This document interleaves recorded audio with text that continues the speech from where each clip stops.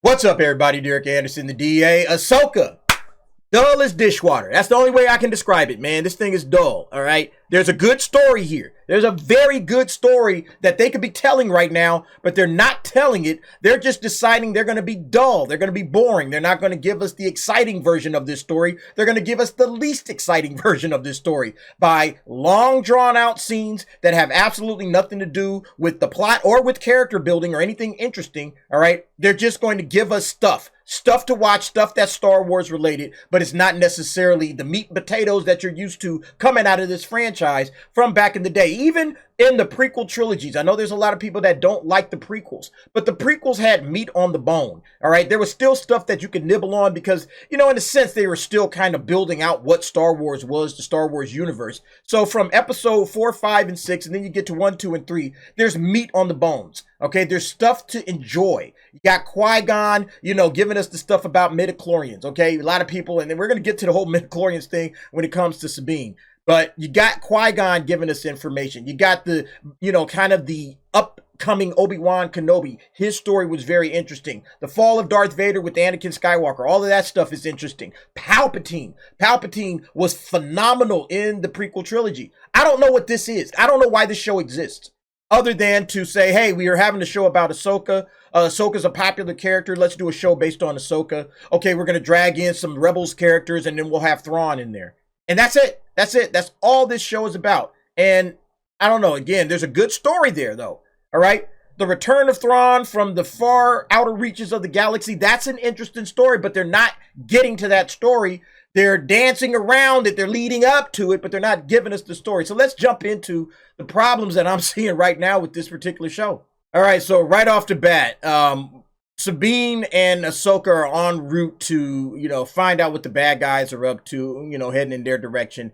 And, we got this training sequence with Ahsoka watching over Sabine as she's training with Hu Yang. And look, this is obviously very reminiscent of A New Hope. I'm going to skip ahead to the spot where obviously it was like, well, how can we make this training a little bit more difficult? Oh, I know. Let's go ahead and put on the old helmet with the blast shield down, okay? Because, that's just like Luke Skywalker, okay? Where basically, I guess, Obi-Wan is now Ahsoka, or Ahsoka is Obi-Wan, and then Sabine is Luke, all right? So now we got this sequence, this nonsense, okay? It's another member berry. Remember when we had blast shields? Again, this is the kind of stuff that Star Wars needs to avoid. I get it. There's poetry, it rhymes, all of that kind of stuff. I get all of that. But what should be happening right now, if you're going to do this whole training montage, you should be giving us character moments. You shouldn't be trying to copy off of A New Hope, all right? Like, tell us why Sabine and Ahsoka had a falling out to begin with. It clearly had to do with her training, all right? Like, go into that, and then that would actually give these scenes a little bit more, something to chew on, right? Because then, whatever happened before, they still haven't addressed that. That was like a crucial, character point between these two characters in the very first two episodes. And they still haven't touched on it, and it's just third episode, and they still haven't talked about it. All we knew is that there was some sort of a falling out. Sabine and Ahsoka were angry at each other, and something happened. But they haven't addressed it. And this would have been a prime opportunity to hurry up and get to that point, right? Like a Sabine could have been sitting up here frustrated, and Ahsoka said, see, that was just like the last time, all right? This is why you need to blah, blah, blah, blah, blah. And then Sabine comes back, man, this is why you don't understand. That's why I quit the first time, because you don't understand what I'm going through and whatever. And then it would have been like, okay, let's dig into that. What are the character moments? This is boring. This is boring. Just this standard training. It's dull, okay? And again, this is the problem with Star Wars. They don't understand, at least Filoni, doesn't understand how to take advantage of these types of character moments and really bring out something in these characters that I can latch onto. We remember in Andor, first 3 episodes was very slow burn, but they were building up every single character. All those characters were being built up. So by the time you got to episodes 6, 7, and 8, you didn't have to go back and try to understand why this character is motivated to do whatever they're doing. You understand it, all right? You understand the history and the backstory of these characters. That's what's missing in Ahsoka. When you're going to go through this length of time to try to, set this thing up, you got to deliver the punchline, okay? And Filoni so far has not delivered the punchline on their relationship, in my opinion. Now, it's probably coming, all right? But in my opinion, it's going to be too little too late. That's what this first few episodes is for. That's what this stuff is for. The exposition, the backstory, what happened. Give us that stuff, and then we can move forward knowing, and then you get into the juicy and meaty parts of the story. Yeah, and then we get into this whole scene with Hera and Mon Mothman. I mean, man, this scene right here was such a nothing burger of a scene. I couldn't believe it. Chancellor Mothma, senators. Hera, you look well. How's young Jason? Fine, Chancellor. In fact, he's on board. Somewhere. Causing trouble with Chopper, no doubt. Like, the first thing that stood out to me in this entire scene was the dialogue, okay? Because we just got through seeing Genevieve O'Reilly in Andor, and you remember the crisp, important, punctuated dialogue that came from that show. It was just leaps and bounds ahead of that. So hearing Genevieve O'Reilly spit like terrible dialogue, these less than satisfying, I guess, sequence of words, if you want to call it that or whatever, that was terrible, okay?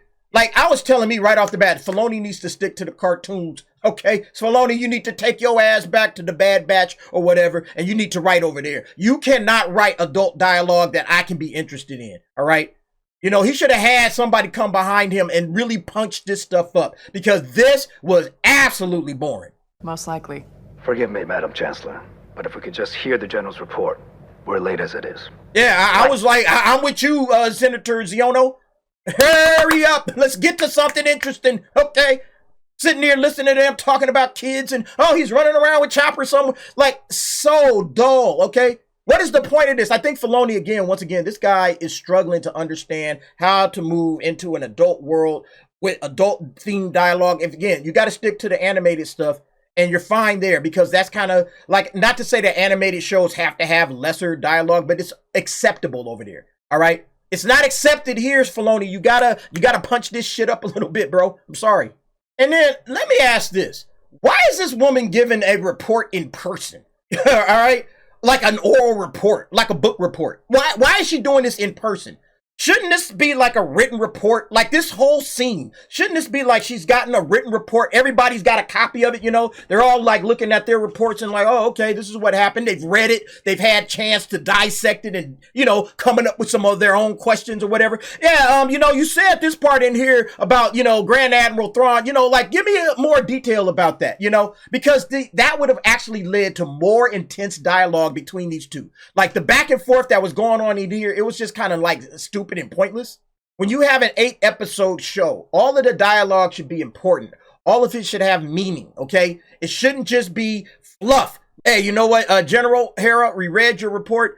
Here's what we think about this. We have questions about this, and this, and then you can get into some intense stuff, all right? But you can't get into this intense stuff when she's spending time explaining to them, I believe this is part of their larger operation. Yeah, you should have said that in your report, I don't know. Again, I know this ain't supposed to be real life, real world, blah, blah, blah. Okay, this is Star Wars. I get it. All right. But even from a writing standpoint, it's dull. It's dull to watch. I'm not interested in watching this, Filoni. Give me something I can sink my teeth into. Give me a more intense conversation. You remember the intense conversations that you had with Andor? All right. Just with the Imperials talking around in the ISB. Remember that? I'd like to know if anyone here believes the rebellion plans its actions around the artificially constructed boundaries of our sectors. Major Partagaz created those sectors. As organizing principles, not personal playthings, do you really think the rebels care about the lines we draw on maps? You think the relevance of my work has been supplanted? Systems either change or die. Sir. Thesis, please. There is a focused, organized rebel effort to acquire highly restricted Imperial military components. Your evidence? By accessing unfiltered sector crime reports, I can now prove a link between the theft of our most secret equipment and its distribution to rebel groups across the galaxy. That was 20 times more interesting than this. And I don't even think anything more happens, okay? Deidre just gets, runs her check on that dude. Partagaz agreed, done, But it was interesting to watch, and the debrief was fascinating, okay? Because we already knew what she had been doing. We had saw it, and then we start just moving forward with the story. It's that's how you write character. That's how you write scenes like this. This is like watching paint dry. I'm sorry, it is. Fine, Ezra Bridger. Ezra vanished while fighting Thrawn. And that you conveniently use a threat of Thrawn's return to acquire those resources that could be put to a more practical purpose, helping the people of our fledgling republic. Were you ever in the war, Senator? No. And then we get to this part. Like, what was the point of this? Right? Like, what does this have to do with anything? Is Hera suggesting that only people that have been to war can understand the threat of war? You know? Like, who's to say that this guy, I wasn't in battles, but like I had family die in the battle. I knew loved ones that got killed in the war, or I had friends that, you know, got shipped off to fight for the rebellion or whatever the case may be, just because I personally wasn't in it. All right? Like that kind of narrow-minded, silly writing, again, on the behalf of Filoni. Again, it just kind of loses what it could be, you know? There's a better version of this story. I'm going to keep saying it. There's a better version of this story that they could tell, but they're not telling it. Instead, what Filoni is suggesting is that the New Republic and your senators is just filled with people that don't understand the threat of war because they never went to war, even though they just exited this war in less than a decade. Like, imagine if our country had went to a war, all right, and we had friends and everything going off and getting sent off to war, and it's like less than 10 years later, right? And we're all like, well, what are we worried about, the threat of another war? Like, no, I don't buy it, okay? I'm not buying what's going on here.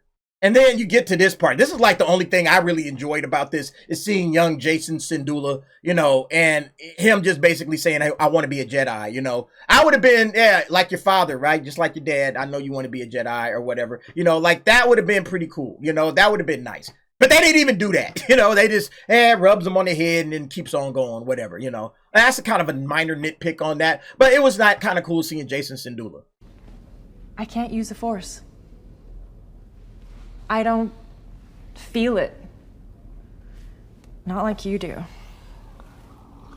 The Force resides in all living things. Look, this idea of Sabine or any non-Force sensitive using the Force is silly. It's just silly. The Force resides in all living things. I get that, all right? But just because the Force resides in all living things, or just because maybe people have the potential of using the Force, that doesn't mean that they're capable, right? So saying everyone that ever lives has the potential to use the Force, you've lost me, all right? The simple concept of a being born with Force sensitivity is a far better concept than anyone can pick it up. Just use it, all right?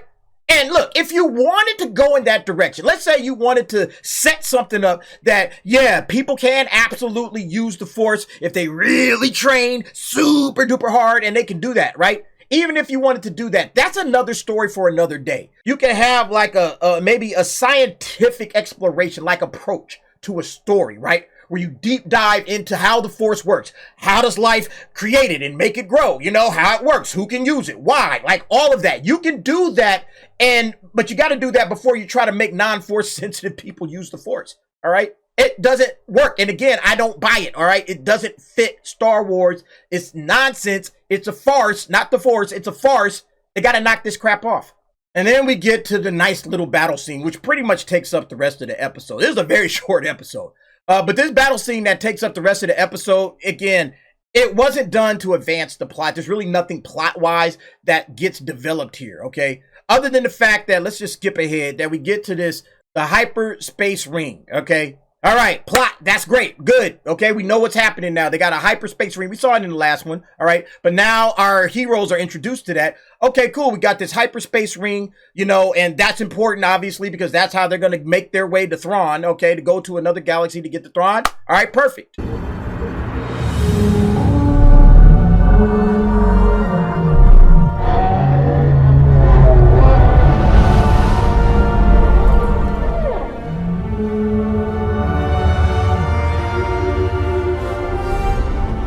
And then, of course, we get the Sabine and Ahsoka reaction to seeing the Purrgil, okay? So we know that the Purrgil is what took Thrawn and Ezra out of there, all right? So, all right, cool.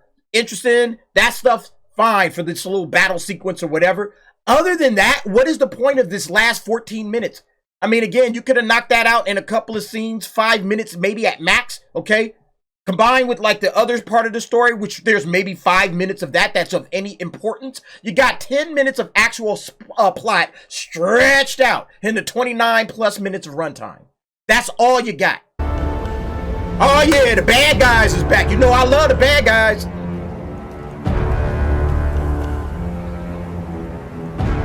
The Jedi have taken refuge in the forest. Hunt them down. Yeah, once again, bad writing, okay? No, don't hunt them down. everybody up to the space ring. The Jedi found us. We don't know how they found us, all right? But they figured it out. They could be sending reinforcements on the way right now. We could have a whole new Republic armada in hyperspace as we speak, coming to destroy the space ring. We need to hurry up and get this thing up and cracking so we can get the Thrawn, all right? Why are we worried about 2 Jedi sitting on the floor? Unless they somehow have the ability to beam up into that thing, which we know doesn't exist in Star Wars. Yeah, nah, we gotta get this thing completed and finished, okay? Again, we can have cats coming up on here right now, all right, to come and blow this whole thing up. And there goes our plan. The thing that's most important to this is getting the space ring finished.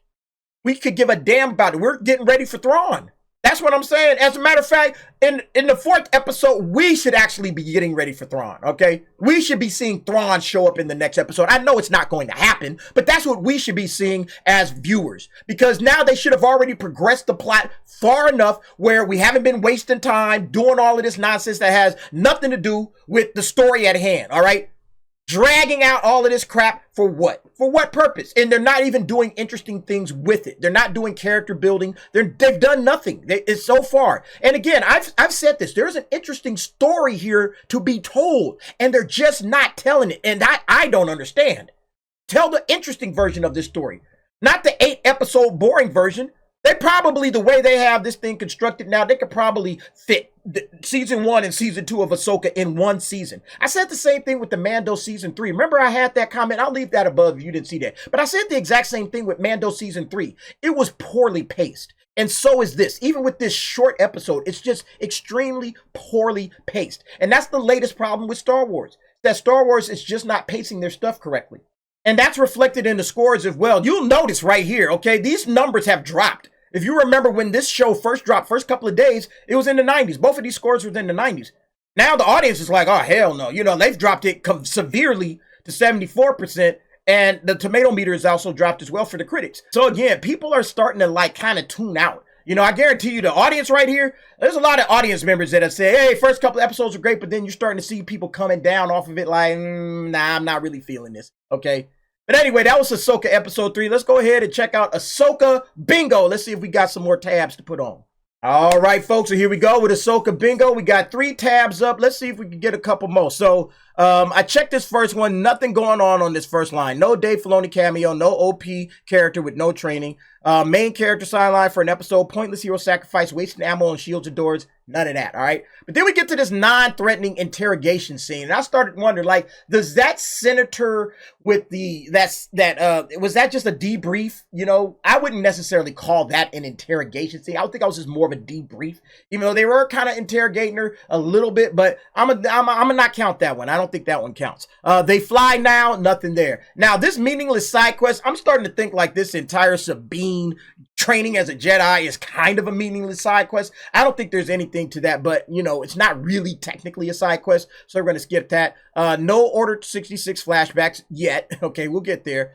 Cameos, nope. Repurposed prequel droids, no. Spinning, yeah. There was a ton of spinning. There was some spinning going on in the last episode. Some of you guys pointed that out. So yeah, we're definitely going to get that one checked off now. All right, then we got the excruciatingly slow chase sequence. No, nothing there. No back to tank. No overused catchphrases. Side character babysits the main characters. Not yet. Yeah, we're going to have to wait for the final 2 episodes, but I guarantee you that's going to get done. No droid, right? That one always cracks me up.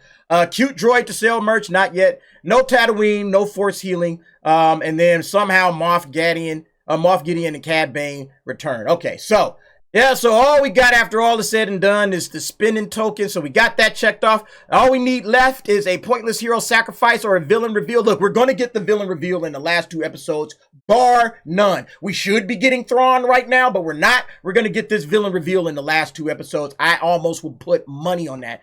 Pointless hero sacrifice. Yeah, that one's going to be interesting. We'll see how that one works out. Yeah, we also might get this 3rd row here, all right? With the cameo of a trendy pop culture actor. Yeah, I have a feeling there's a possibility for that. Repurposed prequel droids and an excruciatingly slow chase sequence. Yeah, that's all there. Yeah, this is Disney Star Wars, folks. And listen, I still have Ahsoka at a 5, okay? I have it at a 5. It hasn't really gone up or down from the previous 2. So I think it's just okay. It's just an okay show. There's nothing big about it. It's not that interesting, but it's not terrible to the point of I don't want to watch this. All right. Because again, I do think there's a good story to be told in this, sequence of events that they're putting together. They're just not putting it together in an interesting way. But we'll see what happens with episode 4. You guys let me know what you think about episode 3. Jump down in the comments. Give me your thoughts and opinions on that. Thanks for watching. See you next time.